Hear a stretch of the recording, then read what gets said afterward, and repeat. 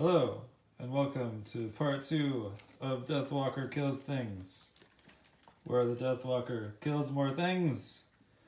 Alright, so we got the second puzzle for the Deathwalker set up here. We're using ruined machines for the blade spinners, because like in all the other demo copies that went around, the blade spinners were like way too big. So yeah, they'd take up like half the map.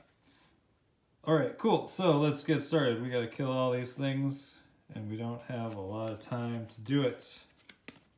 So, we are going to play these two cards in the first round, Wave of Anguish and Call to the Abyss. The idea here is that we want to get these guys set up in a configuration where we can blow them all up.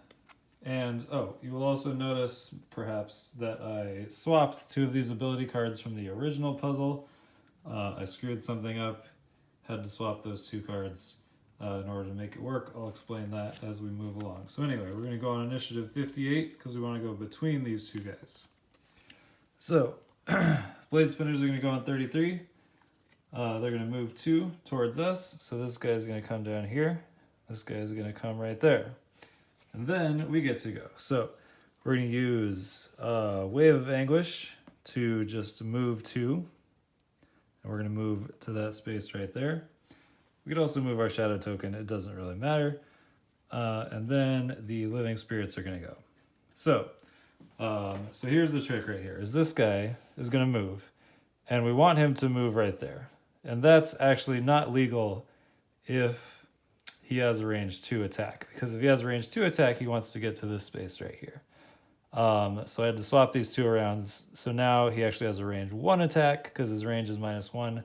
So now he'll want to go to either of these two spaces, so he can move up on the path to get to that space.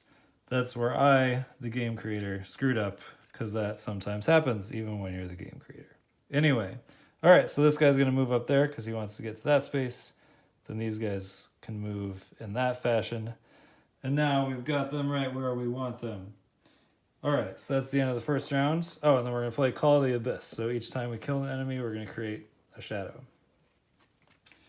All right, so next round, we're going to play these two cards.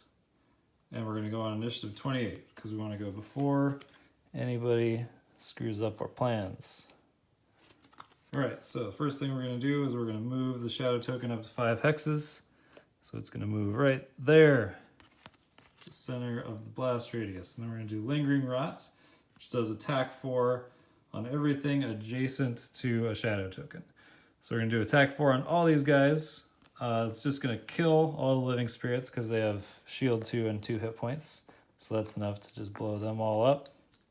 And then we're going to do 4 damage to each of the blade spinners. Now, they do not get poisoned, as the card says, because they are immune to poison.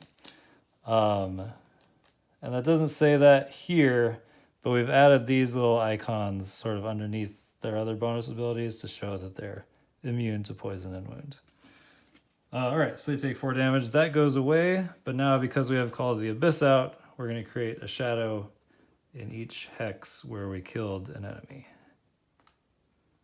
So now we've got lots of shadows. All right, so we lost that card. That goes in our discard. We got 1 card left. We're going to do a short rest. We're going to get rid of Black Barrage and get Wave of Anguish back. Oh, also, these guys activate. They generate fire, which doesn't matter, and they don't move because they have move -2. All right, so last round. Oh, and also important to note that when we attack these guys, we did not take retaliate damage because we, the figure, was not adjacent to them. So it didn't matter that we were doing a melee attack from over here. As long as the figure's not adjacent to them, then we don't take the retaliate damage. All right, so now we're going to play these two cards. Going to go on 46, which is going to be earlier than 58.